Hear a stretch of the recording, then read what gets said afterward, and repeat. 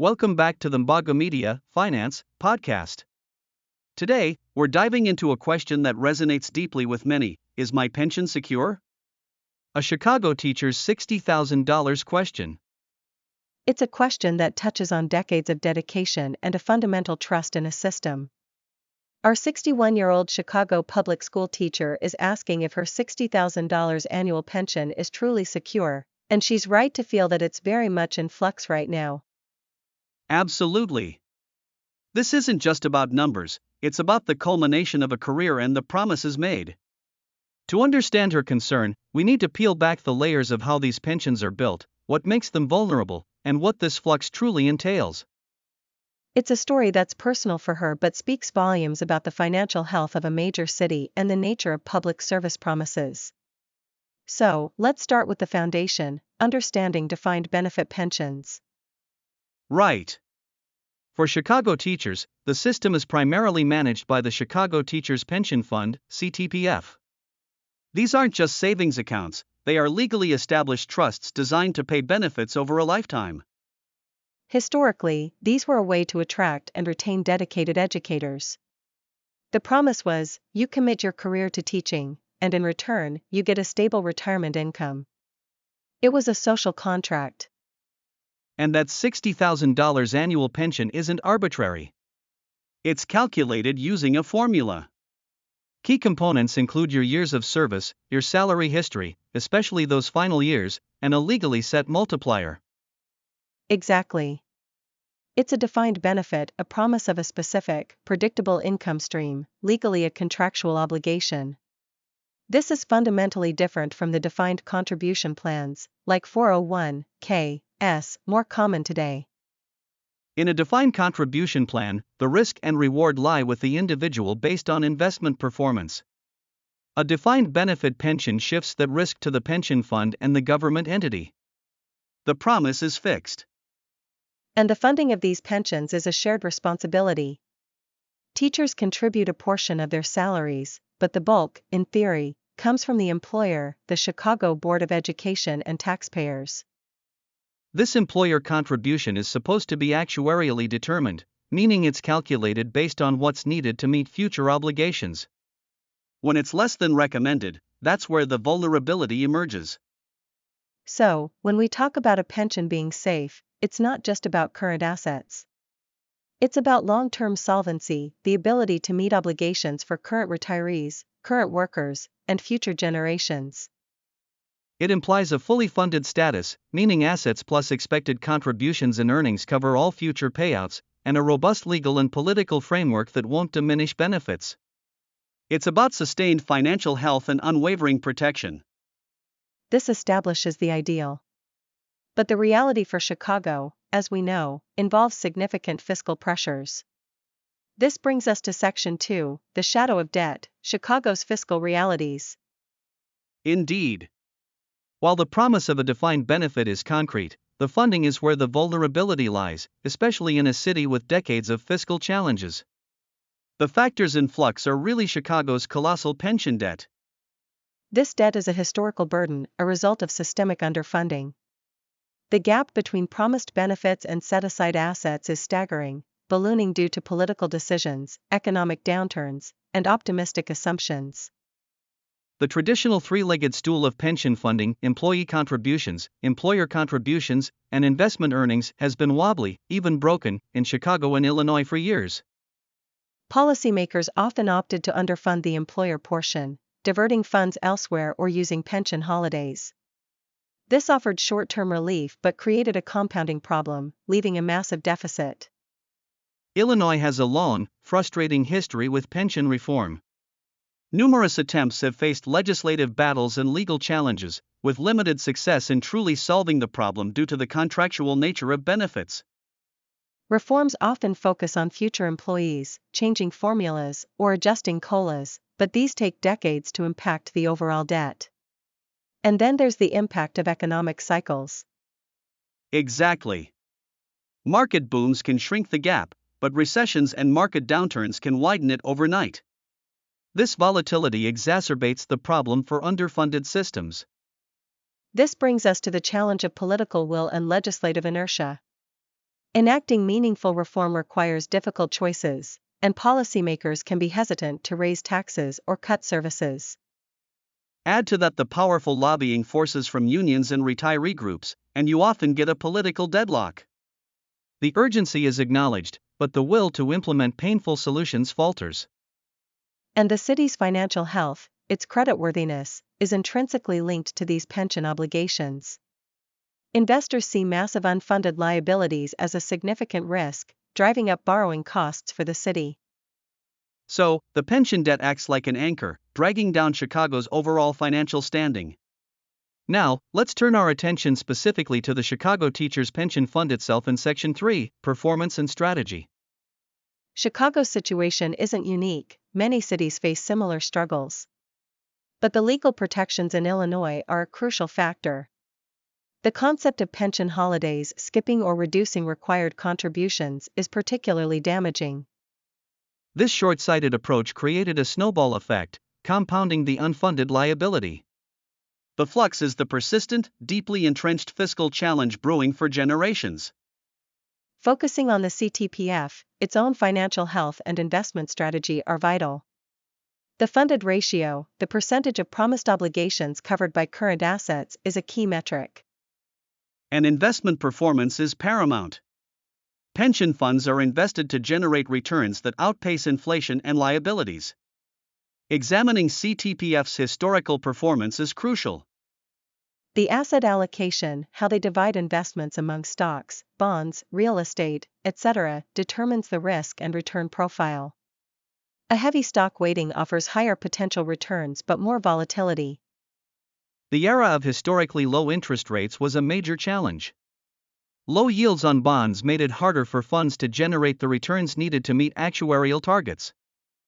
Actuarial assumptions are also critical. Educated guesses about future events like lifespan, inflation, and investment returns. Overly optimistic assumptions lead to underfunding. And then there's smoothing investment losses. Spreading market downturns over several years stabilizes contributions but can mask underlying problems. Don't forget the costs. Administrative expenses and fees paid to external managers eat into net returns. Comparing performance requires looking at net returns after these costs. Recent market volatility, like during the pandemic, highlights the importance of robust risk management and realistic assumptions. The strategy is key, but so are the legal and political frameworks. That brings us perfectly to Section 4, the legal shield, constitutional protections and court rulings. This is where the promise gets its teeth. Absolutely. The Illinois State Constitution, Article 13, Section 5, has an anti-diminution clause. It states that membership in retirement systems is a contractual relationship and benefits cannot be diminished or impaired. This clause has been tested extensively in court. Key rulings have generally upheld the contractual nature of benefits, making direct cuts to earned benefits unconstitutional. So, influx legally doesn't usually mean elimination. It often involves changes to the growth of benefits, like modifying future cost of living adjustments, COLAs, or changing formulas for future accruals. These are framed as necessary for solvency, but they can still represent significant changes for individuals who planned based on specific expectations. The Illinois General Assembly and Governor are key here. They control appropriations and the statutory framework. So, while direct benefit cuts are difficult, legislative decisions on contributions and reform implementation are critical. What about bankruptcy? It's a complex legal question, especially for a home rule city like Chicago. But those Illinois constitutional protections offer a strong shield against pension elimination. Comparing states shows a varied landscape of pension protection laws. This highlights how the legal framework is as crucial as the financial one in determining pension security. And we can't forget fiduciary duty. Pension fund trustees have a legal obligation to act in the best interests of beneficiaries, making prudent investment decisions and advocating for adequate funding. The legal battles in Illinois have been protracted, with incredibly high stakes. While the Constitution offers strong protection against outright cuts, the practical application in a fiscal crisis remains complex and contested. This brings us to the individual's perspective, which is where our teacher's initial question lies. Section 5, Personal Resilience, Strategies for the Individual. Right. All the financial and legal complexities translate into personal risk for her. The flux is a gnawing uncertainty that can take a real emotional toll after dedicating decades to her profession. So, beyond the $60,000 pension, what can she explore? Examining supplementary savings is crucial. Does she have IRAs, 401(k)s from previous jobs, or other investments? Understanding how these integrate with her pension and Social Security is vital. Social Security can be a complex calculation for public employees not paying into it directly, but it often plays a role. Many retirees also consider post-retirement work. Part-time teaching, consulting, or pursuing a passion can provide additional income and a sense of purpose, acting as a financial buffer. That fixed $60,000 can be eroded by inflation over time. Even with COLAs, they might be capped or subject to change. Understanding the real purchasing power decades later is critical. Assessing the likelihood of needing retirement savings earlier than planned due to health issues or emergencies is also key. Having a clear picture of her overall financial situation is essential. And given the complexities, seeking personalized financial advice is paramount. A fee-only advisor can provide objective guidance tailored to her specific situation. They can help navigate tax implications, optimize investments, and create a comprehensive plan. Ultimately, proactive personal financial planning builds resilience, complementing the pension. It's about creating a financial safety net for peace of mind and flexibility. Now, let's move to the conclusion, where we synthesize these points. This teacher's situation is a microcosm of a larger challenge. Perceived pension insecurity impacts teacher recruitment and retention. Why enter a profession if retirement security is uncertain? It raises an ethical debate. Is it fair to ask public servants to dedicate their careers to vital roles and then leave them vulnerable to fiscal whims? What value do we place on public service? The burden of current underfunding creates a larger problem for future taxpayers. The longer liabilities persist, the more interest accrues, making repayment exponentially harder. The political economy of pensions is powerful. Entrenched systems, vested interests, and the sheer scale of obligations create complex lobbying dynamics, making reform challenging. When comparing public pensions to defined contribution plans, the differences are stark. Public pensions, when well-funded, offer rare security and predictability. The challenge is ensuring they are well-funded. This is where civic engagement is crucial.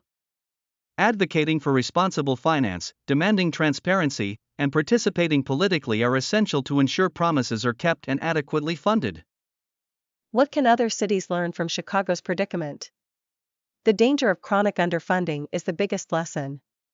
It's not a one-time fix, it requires continuous commitment.